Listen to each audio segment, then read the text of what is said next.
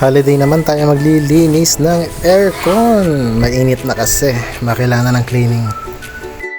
So DIY muna tayo kasi mahal ang magpa-cleaning ng aircon.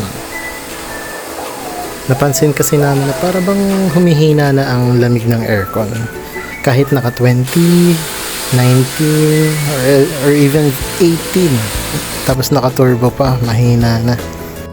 Nung nililinis ko na yung aircon namin, nakita ko may dami na palang mga molds, madami na makapal na pala yung mga alikabok na nakadikit dun sa fan ng aircon. Kaya iniiwasan namin yung ganon.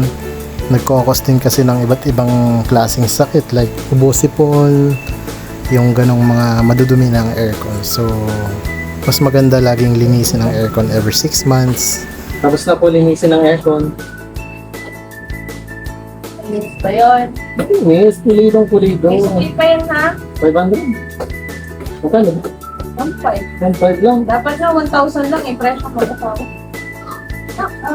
Akin na lang.